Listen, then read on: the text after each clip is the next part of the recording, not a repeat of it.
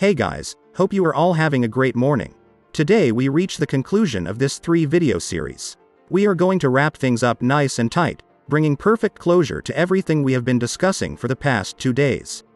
We will bring in the role that politics has on the world of Wall Street and the lack of oversight done by the Justice Department. I want to thank you all so much for being here today. Though this is not the best or most inspiring topic, I think sharing this information has been fundamentally important to understand why the SEC and Justice Department don't uphold the law and carry about their duties. At the end of it all, always remember that the power lies in our hands, in our ability to come together and discuss these topics so that we can later on make rational decisions and build a better future.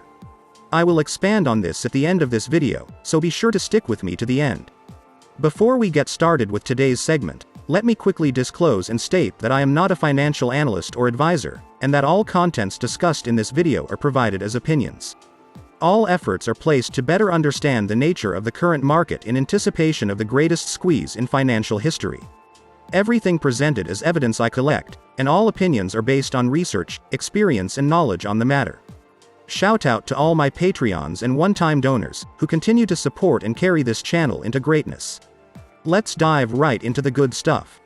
So, we left off at the part where the system is set up so that, through the concept of revolving doors, the rich and powerful are able to network their way into the best talent at the SEC and Justice Department and hire them with huge pay raises and bonus incentives. Also, we see people at the private sector who are willing to take a couple years' worth of worst pay in order to get some experience at the government before returning to the private sector. Through revolving doors, private companies are able to retain the much-needed experience and knowledge to effectively employ schemes and get away with them. The problem is so bad that senators like Chuck Schumer have received tens of millions of dollars in so-called campaign contributions, a term that used to be called bribery back in the day, to select and handpick stooges for different positions at the government when candidates at private firms need to move back to work at the private office. Since we have mentioned an important politician, let's dive in a little more. Goldman Sachs, Citigroup, JP Morgan are all known to spend millions of dollars in campaign contributions. It is important to know that they invested a lot of money into the presidential campaign race of Obama back in 2008. Why did they invest so much in his race, you might ask?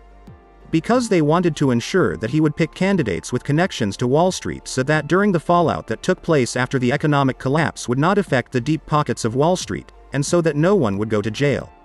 Let's talk about the facts for a second.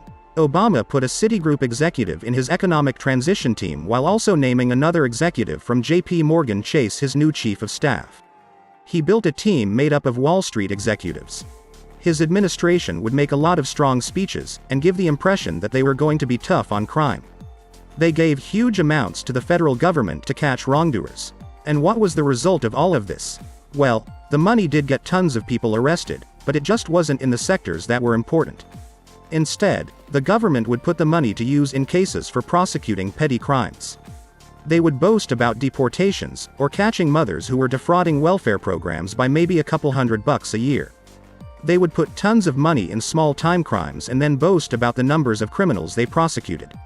But the big criminals, the ones that caused millions of jobs, millions of bankruptcies and home foreclosures, those never even saw the courtroom. They were let go, with all the tons of evidence against them being brushed aside. Obama made good on his backers' contributions, and fulfilled his promise to not let any of them face justice. Before we continue, let me address the couple of people who will be mad I called out on the Obama administration. You guys know I am not a political person, and that I do not claim one party to be better than the other. I abide by the fact that both are cut from the same piece of cloth, and that their effectiveness lies in dividing the American public by identity politics. That way, attention is taken away from the real issues and placed on trivial small issues. I used the Obama administration because he was the sitting president who literally ensured nobody would get prosecuted after the 2008 elections, and I hold him responsible for that. And this brings us to the most important point of this series, which lies in the events that took place after all of this. Thousands of Americans would go protest on the streets of Wall Street. But something interesting happened. The American media did not cover this as much as they cover other events. There was almost no spotlight on the protests taking place, which is really funny considering the media loves to cover everything that has to do with civil unrest. Thousands of Americans would be seen only on social media, talking about how they lost their entire lives' worth of work. They would talk about being unable to feed their families, or being kicked out of their homes, living in cars and behind dumpsters. There was no overly sensationalist coverage on this. All of these clips can only be found on social media by doing a ton of searching. During this protest, something occurred that has long been ingrained into a whole wrinkle. I clearly and vividly remember seeing the pictures of Wall Street executives going out to balconies, taking selfies of themselves having drinks and a good time while mocking all of the people protesting on the streets. Almost like it was taken out of a fictional dystopian novel. These people would be laughing at them, pointing fingers at certain individuals, laughing at their despair. These images have resurfaced during the past couple of months, as people who invest in meme stocks use them to rally others, to remind them that the corrupt love to mock the common citizen, that they do not see us as humans. I want to close these series by remind you guys not only of the enemy that we face, but of the power that you guys seem to have forgotten. If you are aware enough, you must have sensed a shift in the world in the beginning of this year. The frustrations of millions of individuals have been channeled through a mass interest in the markets. The unsophisticated investors, as the media loves to taunt us, has been slowly learning that the power they collectively have is superior to that of Wall Street, and that they do not have to relegate themselves that somewhere in time a savior will come fix everything. Instead, retail investors have found they wield the power to their own financial future. The actions of coming together in mass to buy shares that hedge funds bet against has cleverly brought fortunes for many, and put Wall Street on checkmate. Surveys in United Kingdom show that over 400,000 new broker accounts have been opened this past year. The same survey shows that over 50% of these same account holders were likely to get investing ideas from social media, otherwise known as meme stocks, than the established investors. Similar numbers were seen for brokers in the United States, also seeing a dramatic rise in people opening new accounts. We have shown that we are capable to endure mundane time and rocky market sessions in order to get higher profits in the long term, something that has culminated in bringing even new investors both from retail and institutions. You see, institutions look at this phenomenon and no longer see the circumstances as risky. The opportunity to make huge profits is there, which is why billions of dollars have been spent by major financial institutions into the stocks, something the media likes to omit and hide when they cover GameStop or AMC. Day by day, we are slowly coming to understand the fact that we are growing more powerful than any other entity in the market, and that gives us even more determination to continue investing. The whole situation with the Great Recession back in 2008 did not end. The bitterness and angry sentiments left unanswered by the justice system has sparked a new wave of change, one which will change the world as we know it.